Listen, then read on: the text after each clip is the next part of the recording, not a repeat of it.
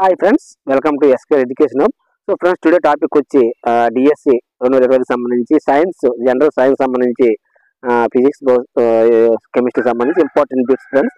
So recently కొన్ని ముఖ్యమైన వార్తాపత్రికలో వచ్చినటువంటి ఆబ్జెక్ట్ బిట్స్ను మన వీక్షకుల కోసం డైరెక్ట్గా రాసి ప్రిపేర్ చేయడం జరిగింది ఫ్రెండ్స్. ఇంకా డైరెక్ట్గా మనం పెట్టే ఈ కంటెంట్ మీరు కొంచెం బాగా 1 or 2 times వీడియో చూసి అలాగే పీడిఎఫ్ ఫార్మాట్లో కూడా ఉన్నాయి. కొంచెం గుర్తుపెట్టుకుంటే వాడు ఆబ్జెక్ట్ టైప్లో ఏ విధంగా ఇచ్చినా మనం అది సింపుల్ గుర్తుపెట్టుకోవచ్చు అనే ఉద్దేశంతో డైరెక్ట్గా మీకు ఇలా ఇవ్వడం జరిగింది ఫ్రెండ్స్. ఇప్పుడు వరకు అయితే మనం ఆల్రెడీ 10th క్లాస్ వరకు అయితే మ్యాక్సిమం సోషల్ సైన్స్ సంబంధించి పూర్తి వీడియోస్ పెట్టడం జరిగింది. అలాగే ఇంపార్టెంట్ బిట్స్ కూడా పెట్టడం జరిగింది. అలాగే ఇంగ్లీష్ సంబంధించి కూడా కొన్ని వీడియోస్ చేయడం జరిగింది. అలాగే మ్యాథ్స్ సంబంధించి కూడా, సో అలాగే తెలుగు సంబంధించి కూడా ఇంపార్టెంట్ బిట్స్ అయితే పెట్టడం జరిగింది ఫ్రెండ్స్. అలాగే ఇంకా మనకైతే డిఎస్సి సంబంధించి ఇంకా కొద్ది రోజులు మాత్రమే ఉందని గుర్తుపెట్టుకోవాలి కనుక ఇంకొంచెం స్పీడప్ చేయాలి మనం కూడా రివిజన్ అనేది. ఓకే ఫ్రెండ్స్, ఇంకా లేట్ చేయకుండా టాపిక్ వెళ్ళిపోదాం. చూడండి ఫ్రెండ్స్, సైన్స్ సంబంధించి ఈ కిరణజన్య సమవిక్రియ అనేది డాష్ కింది వాటిలో ఏదైనా ఆప్షన్ ఇస్తాడు. చూడండి, భౌతిక రసాయన చర్య కాంతి శక్తి రసాయన శక్తిగా మారి కార్బోహైడ్రేట్లు ఇస్తుందండి. సో ఇక్కడ మనం 2 ఆప్షన్స్ ఎందుకు ఇచ్చామంటే వాడు ఇచ్చే 4 ఆప్షన్స్లో ఈ 2 కరెక్ట్ ఉంటాయి, మిగతా 2 కరెక్ట్ ఉండవండి. సో మనం కరెక్ట్ ఉన్న గుర్తుపెట్టుకుంటే ఆటోమేటిక్గా వాడు ఏ విధంగా బిట్టించి మనం అది చేయొచ్చండి. అందుకని డైరెక్ట్ ఆన్సర్స్ మీకు ఇవ్వడం జరిగింది. సో కిరణజన్య సమవిక్రియ అనేది ఏంటంటే భౌతిక రసాయన చర్య, రైట్ ఆన్సర్. అలాగే కాంతి శక్తి రసాయన శక్తిగా కూడా మారి కార్బోహైడ్రేట్లు ఇస్తుందండి, ఏదంటే కిరణజన్య సమవిక్రియ అనేది. నెక్స్ట్, కిరణజన్య సమవిక్రియ దేనికి అవసరం అండి? సజీవులకు ఆహారం కొరకు మరియు వాతావరణం ఓటు విడుదలకండి.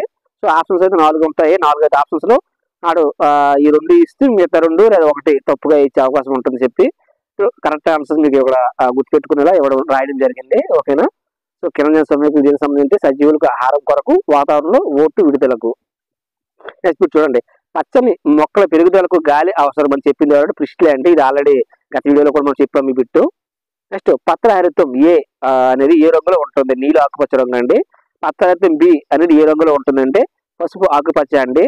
జాంతోపిల్ ఏ రంగులో ఉంటుందంటే పసుపు రంగులో ఉంటుందండి. ఈ బిట్స్ అన్ని కూడా recently 10th class 9th class సంబంధించి భౌతిక రసాయన శాస్త్రం ఉన్నాయండి. అలాగే బయాలజీ సంబంధించి కూడా ఉన్నాయి. నెక్స్ట్, కెరటోనైట్లు ఏ రంగులో ఉంటాయంటే నారింజ రంగులో ఉంటాయండి. సో ఈ రంగులకు సంబంధించి మొత్తం కూడా ఈ 4 ఇంపార్టెంట్ కనుక ఇవ్వడం జరిగింది. ఈ 4 ఇచ్చే అవకాశం కూడా ఉంటుందంటే వాడు కింది 4 ఇచ్చి చెప్పాల్సమంటాడండి. సో కొంచెం కన్ఫ్యూజ్ అవుతాం కనుక డైరెక్ట్గా బిట్లు గుర్తు పెట్టుకోండి. ఈ విధంగా జాంతోపిల్ అనేది పసుపు రంగులో ఉంటుంది. పత్రహరితం ఏ అనేది నీలి ఆకుపచ్చ, అదే బి అయితే పసుపు ఆకుపచ్చ. కన్ఫ్యూజ్ అవ్వద్దు. నెక్స్ట్, మొక్క వంటగది అది దేనిని అంటారంటే హరితరేణువు అంటే మొక్క వంటగది అనేది హరితరేణువు అంటారు. హరితరేణులోని భాగాలు ఏవంటే పటాలిక రాశులు, త్వచ వ్యవస్థలు, అవర్ణిక లామోల్లో, ద్రవ అవర్ణిక అండి. ఇవి హరితరేణులో గల ఇంపార్టెంట్ పార్ట్స్. నెక్స్ట్, కణాల్లో ఏటీపీ తయారయ్యే ప్రక్రియను ఏమంటారంటే ఫాస్ఫోరిలేషన్ అంటారండి. Very very important. కణాల్లో ఏటీపీ తయారయ్యే ప్రక్రియను ఫాస్ఫోరిలేషన్ అంటారు. మొక్క పెరుగుదలలో నీరు ప్రధాన పాత్ర పోషిస్తుంది అని చెప్పిన వ్యక్తి ఎవరండి? వాన్ హెల్మెట్ అండి. ఈయన మొదటగా చెప్పారు నీరు ఇంపార్టెంట్ పార్ట్ అని మొక్క పెరుగుదలలో. నెక్స్ట్, జాన్ ఇంజిన్ హౌస్ కాంతి సమక్షంలో మొక్క ఆక్సిజన్ విడుదల చేస్తుందని ఎప్పుడు తెలుసుకున్నాడంటే 1779 అండి. ఇక్కడ 2 బిట్స్ ఫ్రేమ్ అవుతాయి. అక్కడ 1779 ఒక సంవత్సరం గుర్తుపెట్టుకోవాలి. అలాగే ఆ శాస్త్రవేత్త పేరు కూడా గుర్తుపెట్టుకోవాలి. నెక్స్ట్, పర్పుల్ సల్ఫర్ బ్యాక్టీరియాను కనుగొన్నది ఎవరంటే వాన్ సీల్ అండి. నెక్స్ట్, క్లోరోఫిల్ హరితరేణులో ఉందని చెప్పింది ఎవరంటే జే వాన్ సాక్స్ అండి. ఈ సైంటిస్ట్ పేర్లు కొంచెం కన్ఫ్యూజ్గా ఉంటాయి, గుర్తుపెట్టుకోండి, ఎందుకంటే అన్ని కొత్త పేర్లు ఉన్నాయి. నెక్స్ట్, ఓటు నామకరణం లావోయిజర్ అండి. మనకు ఆల్రెడీ తెలుసు, ఆక్సిజన్కి పేరు పెట్టింది ఎవరంటే లావోయిజర్. నెక్స్ట్, పత్రహరితానికి నామకరణం పెట్టింది ఎవరంటే పెలెటియర్ మరియు కాలన్స్ అండి. పత్రహరితానికి పేరు పెట్టింది. C4 మొక్కలకు ఉదాహరణ చూడండి. C4 మొక్కలకు మొక్కజొన్న, చెరుకు అండి. C4 మొక్కలు అంటే ఇలా రేకులా ఉంటాయండి. నెక్స్ట్, గ్లైకోలైట్ అనే స్థిర పదార్థ ఉత్పత్తి ఏ మొక్కలో జరుగుతుందంటే C2 అండి. గ్లైకోలైట్ అనే స్థిర పదార్థ ఉత్పత్తి C2 మొక్కలో జరుగుతుంది. నెక్స్ట్, రుబిస్కో అనే ఎంజైమ్ ఏ ప్రక్రియలో ఉంటుంది? కార్బాక్సిలేషన్ దశ అండి. రుబిస్కో అనే ఎంజైమ్ అనేది కార్బాక్సిలేషన్ దశలో కనిపిస్తుంది మనకి. నెక్స్ట్ మీరు చూడండి, ఏటీపీ యంత్రకాన్ని వివరించిన పరికల్పన ఏది? ఏటీపీ యంత్రకాన్ని వివరించింది ఏంటంటే కెమి ఆస్మోటిక్ పరికల్పన అండి. ఏటీపీ యంత్రకాన్ని వివరించిన పరికల్పన కెమి ఆస్మోటిక్ పరికల్పన. క్రాంజ్ అంతర్నిర్మాణం ఉండే మొక్కలకు ఉదాహరణ ఏంటంటే C4 మొక్కలండి. ఓకేనా? నెక్స్ట్, CO2 ప్రాథమిక స్వీకర్త ఎవరండి? ఫాస్ఫోయనాల్ పైరువేట్ రుబిస్కో అండి. నెక్స్ట్ చూడండి, ఏదైనా ఒక రసాయనిక ప్రక్రియకు వివిధ కారకాలతో ప్రభావితం అయినప్పుడు వర్తించే సిద్ధాంతం బ్లాక్మెన్ అవధికార సిద్ధాంతం అండి. ఏదైనా ఒక జీవ రసాయనిక ప్రక్రియ వివిధ కారకాలతో ప్రభావితం అవుతుందని వర్తించే సిద్ధాంతం బ్లాక్మెన్ అవధికార సిద్ధాంతం.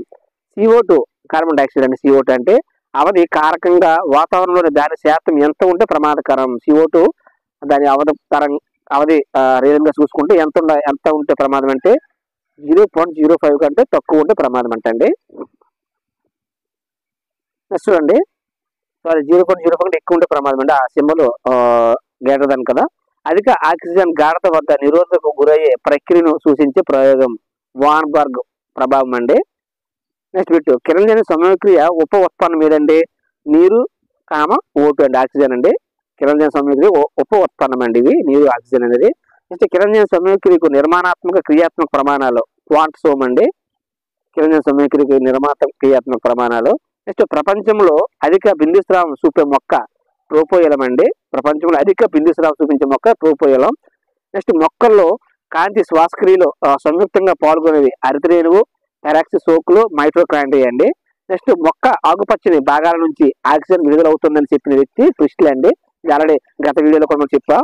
నెక్స్ట్ కాల్విన్ వలయంలో మొదట ఉత్పన్నం ఏదండి? ఫాస్ఫోగ్లిసరిన్ ఆమ్లం అండి.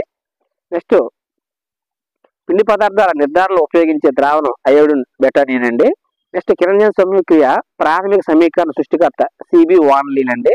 నెక్స్ట్ గరిష్ట కిరణజన్య సమయక్రియను గుర్తించి ప్రస్తావించింది ఎంగిల్మెన్ అండి.